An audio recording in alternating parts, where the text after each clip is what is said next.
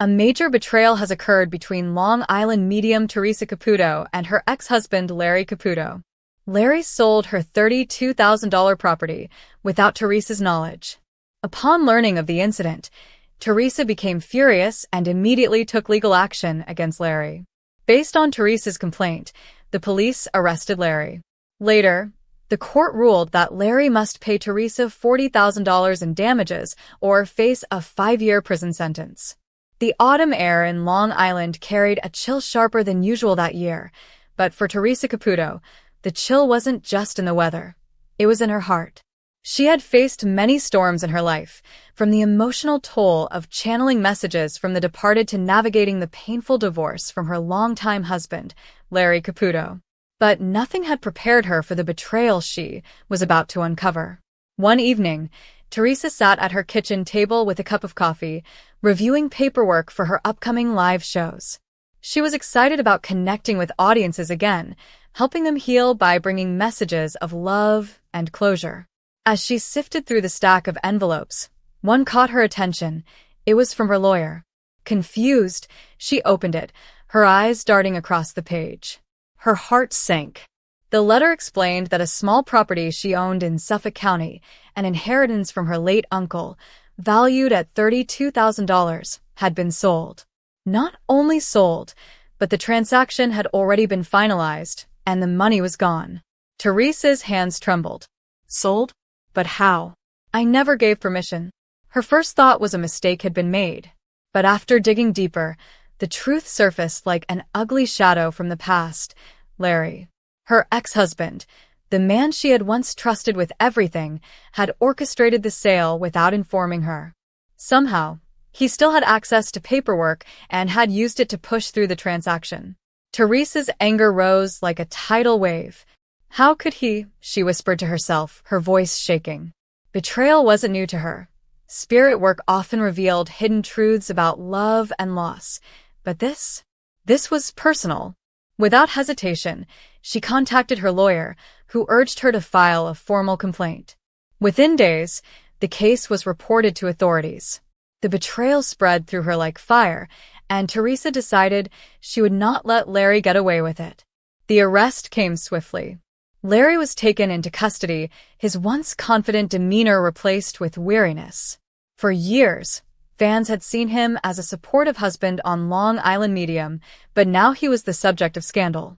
The tabloids went wild, publishing headlines like Larry Caputo arrested after property betrayal and Theresa seeks justice against ex-husband. When the trial began, the courtroom was tense. Theresa sat in the front row, her signature blonde hair styled as always, but her eyes carried the weight of someone deeply wronged. She wasn't just a medium channeling messages for others. She was now the voice demanding justice for herself. Larry tried to defend himself, claiming financial desperation and misunderstanding. I thought I had the right, he told the court, his voice low. But the evidence was overwhelming. His signature, the forged documents, the money trail, it all pointed to him. Theresa, calm but firm, spoke when asked. For years, I trusted this man. We built a life, raised a family. Even after our marriage ended, I never imagined he would stoop so low. This wasn't just about money. It was about trust, respect, and betrayal. He stole not just property, but my peace. Her words hung heavy in the air. The judge deliberated carefully, but the verdict was clear. Larry Caputo was guilty of fraud and theft. His punishment was severe but fair. He was ordered to pay Theresa $40,000 in damages, more than the original property's value to account for emotional distress, or face a 5-year prison sentence. Gasps filled the courtroom. Larry's head dropped, his shoulders slumped. Theresa, though relieved, felt no joy in seeing the man she once loved reduced to this. Justice wasn't about revenge for her. It was about closure. Outside the courthouse, reporters swarmed, microphones thrust in her direction. Theresa, never one to shy away from honesty, addressed them directly. This has been one of the most painful experiences of my life. But I want people to know, it doesn't matter how strong or intuitive you are, betrayal can happen to anyone. What matters is standing up for yourself and demanding the respect you deserve. The scandal made national headlines, sparking debates about trust, divorce, and the consequences of greed. Fans rallied behind Theresa, praising her strength. Some even joked that Larry should have known better. After all, Theresa always sees things.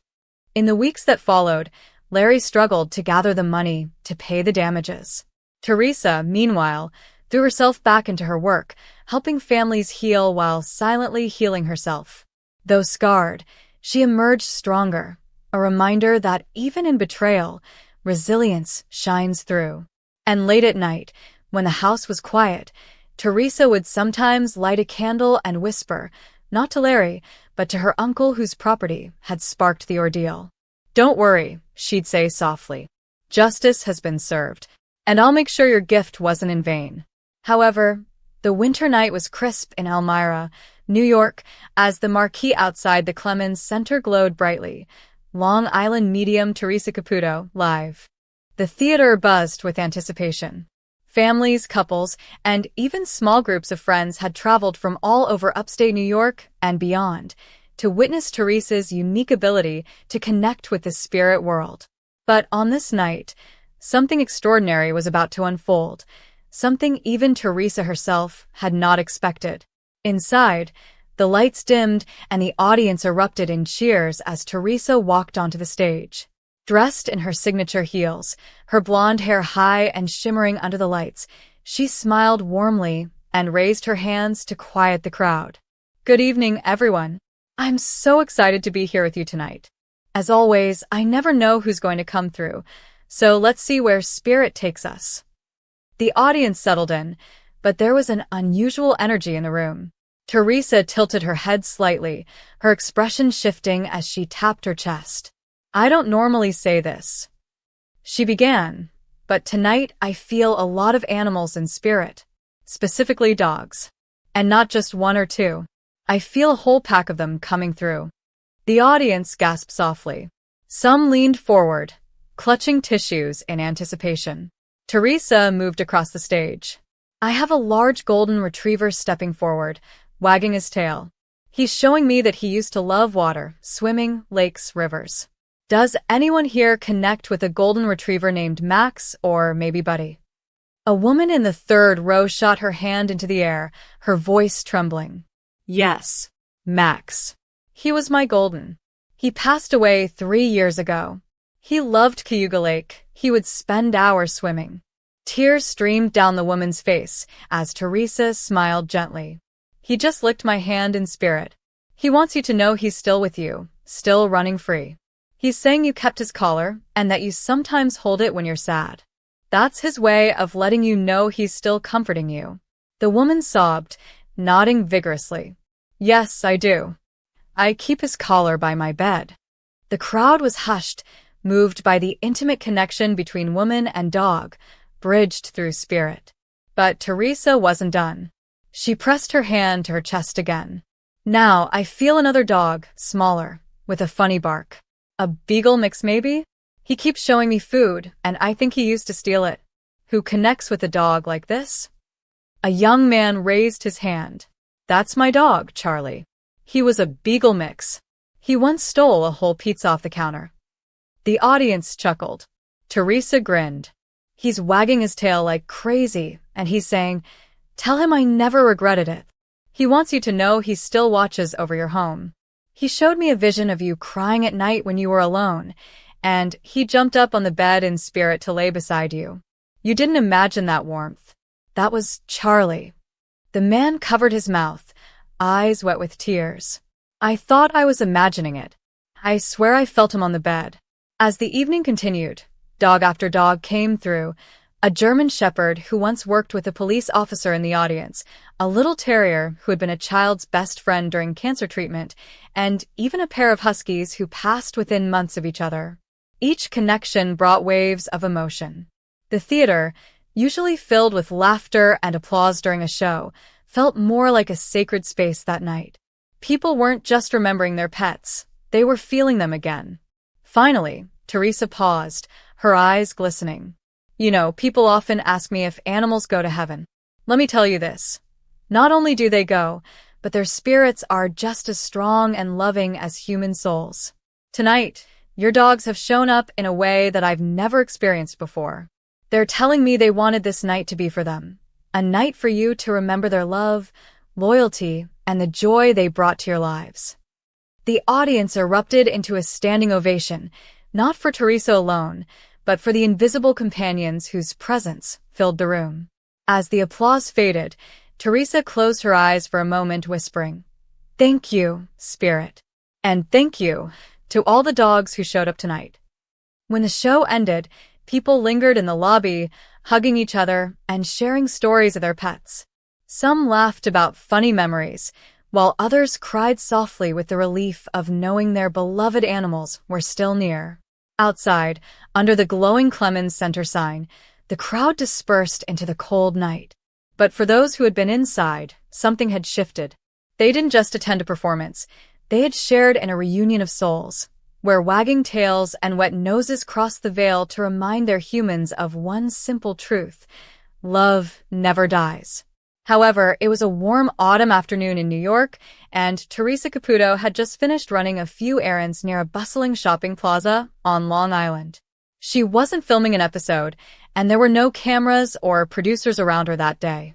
She wore her signature blonde hair, perfectly styled, and a casual leopard print sweater that made her stand out just enough in the crowd. For once, she was trying to blend in, hoping to enjoy a quiet afternoon without her gift taking over. But as always, Theresa knew better. Walking into a small coffee shop to grab an iced latte, Theresa suddenly felt the familiar sensation that had become second nature to her, a shift in energy, like a gentle tap on her shoulder from a world beyond. She sighed softly and whispered to herself, "Oh boy, here we go again." She knew that Spirit was stepping forward. Inside the cafe, a young woman in her late 20s sat alone near the window. Her eyes were red and puffy, as if she had been crying for hours. She stirred her tea absent-mindedly, staring into space. Immediately, Theresa felt drawn to her. Spirit was pulling her like a magnet. Theresa debated with herself for a moment. Do I really approach her? This isn't a show, this isn't a booked reading. But this feels strong, someone needs to hear this. She took a deep breath, clutched her latte, and walked over. "Excuse me, sweetheart," Theresa said gently, her Long Island accent instantly recognizable. "I don't mean to bother you, but I'm Theresa, and I'm a medium. Sometimes when I'm out and about, I feel Spirit stepping forward, and right now they're making me come to you. Would you be open to hearing a message?" The young woman blinked, startled, then covered her mouth. "Wait, you're the Long Island medium? Oh my God. I've watched you on TV. This is crazy. Yes, please." Her voice cracked as tears welled up again. Theresa pulled out the chair opposite her and sat down. Immediately, she felt the rush of energy from the other side. "Okay, sweetheart. Right away I'm sensing a young male stepping forward. He's showing me he passed unexpectedly, quick. He's making me feel like it was either an accident or something sudden with his heart. Do you understand that?" The woman gasped and nodded vigorously. "Yes, that's my brother, Ethan. He died in a car accident last year. He was only 23. Theresa's eyes softened. "He's right here, standing behind you. He's telling me he didn't suffer, that it was instant. He wants to thank you for holding his hand in the hospital, even though you thought he couldn't hear you. He's showing me you whispering, and he says he heard every word." The woman broke down sobbing, her hands trembling. I told him I loved him, and that I'd take care of Mom and Dad. I wasn't sure if he knew." Theresa reached across the table and squeezed her hand. "He knew, sweetheart. He says that was the most important moment for him, that he carried those words with him when he crossed over. He wants me to tell you that you've kept your promise. He says you've been the strong one in the family, even though you cry in secret when no one's looking." The woman covered her face, stunned. That's exactly true." Theresa smiled warmly. "Spirit doesn't lie. And he wants me to tell you something else. Stop blaming yourself. He says you keep replaying the night of the accident, like maybe you could have stopped him from leaving the house. He says, tell her no. This wasn't her fault. Does that make sense?"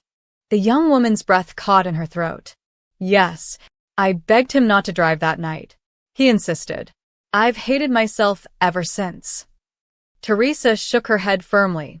Sweetheart, he's saying you couldn't have changed it. Sometimes souls already know when their time is coming, even if we don't. He's showing me a big bright light, and he says he's at peace.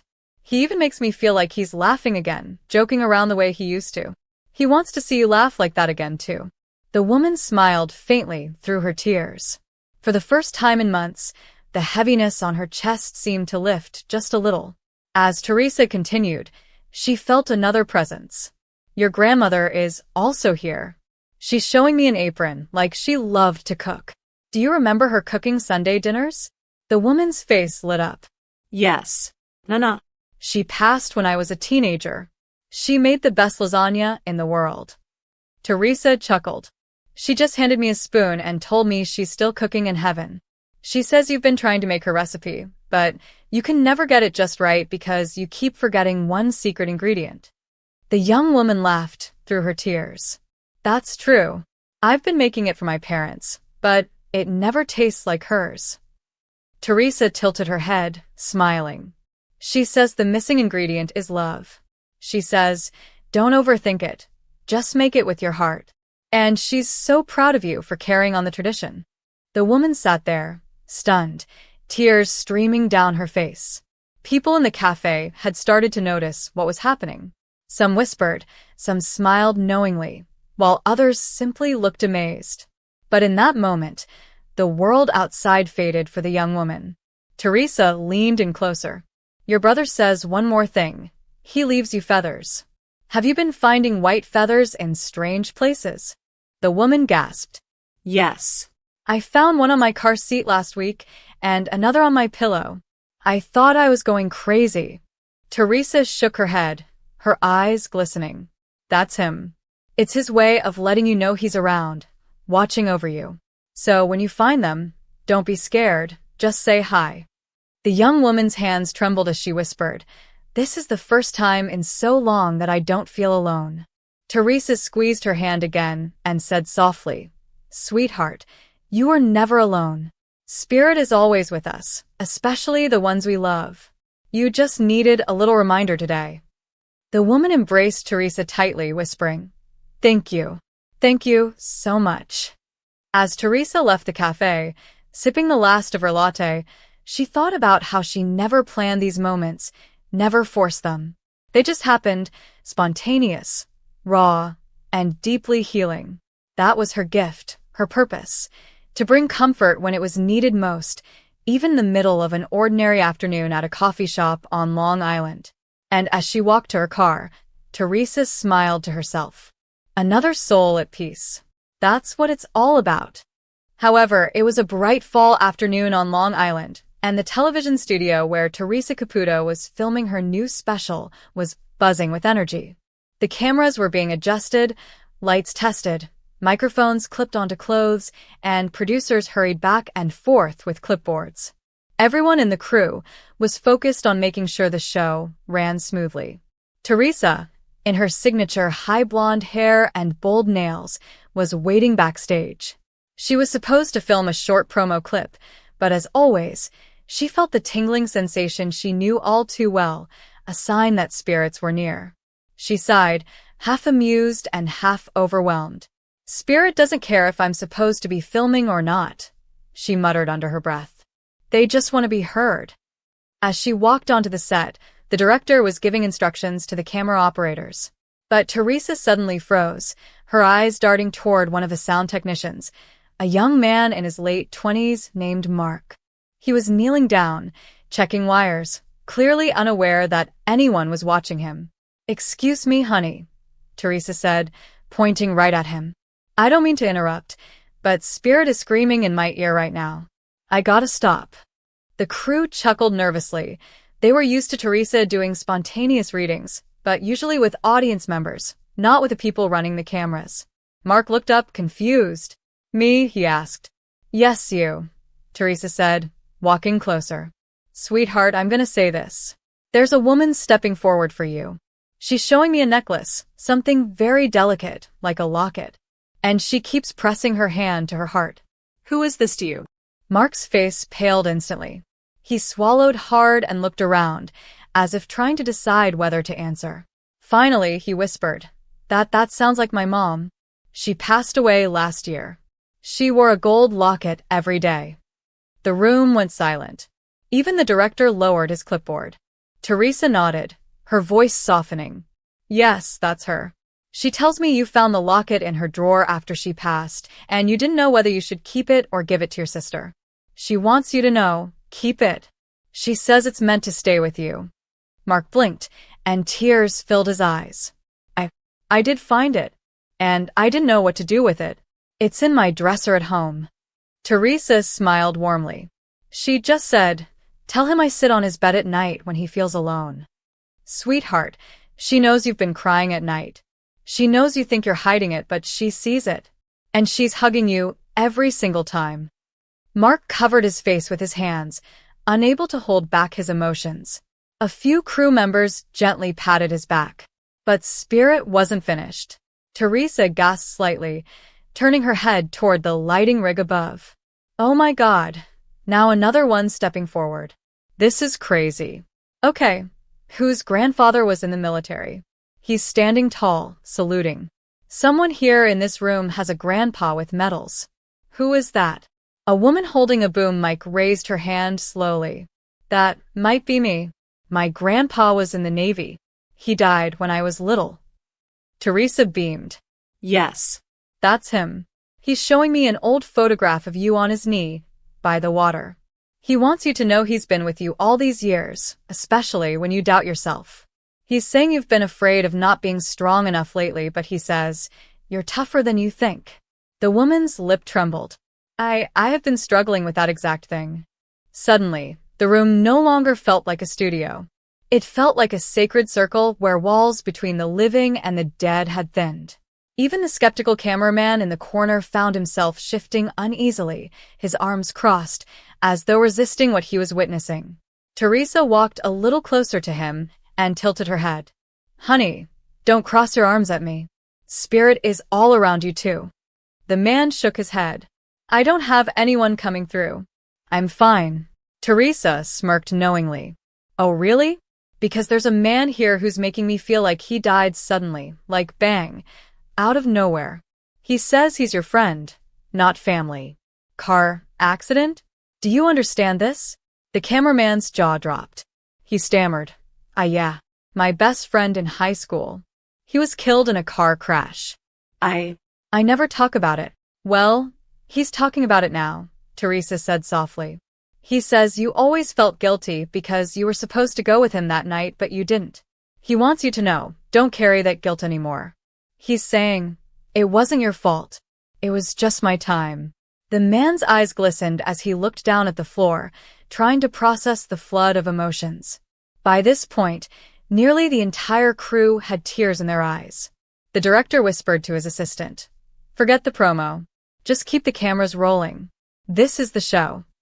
Theresa took a deep breath, her eyes shining but also heavy with compassion. Listen, Spirit doesn't care about schedules or cameras. They care about love. They care about healing. And every single one of you in this room has people on the other side who are proud of you and watching over you. Don't ever think you're alone. Ever. The room was silent except for the quiet sniffles of those who had just been touched. It wasn't a planned reading, it wasn't scripted, but it became one of the most powerful moments of the entire season. Later, when the crew packed up their equipment, several of them admitted they would never look at their jobs the same way again.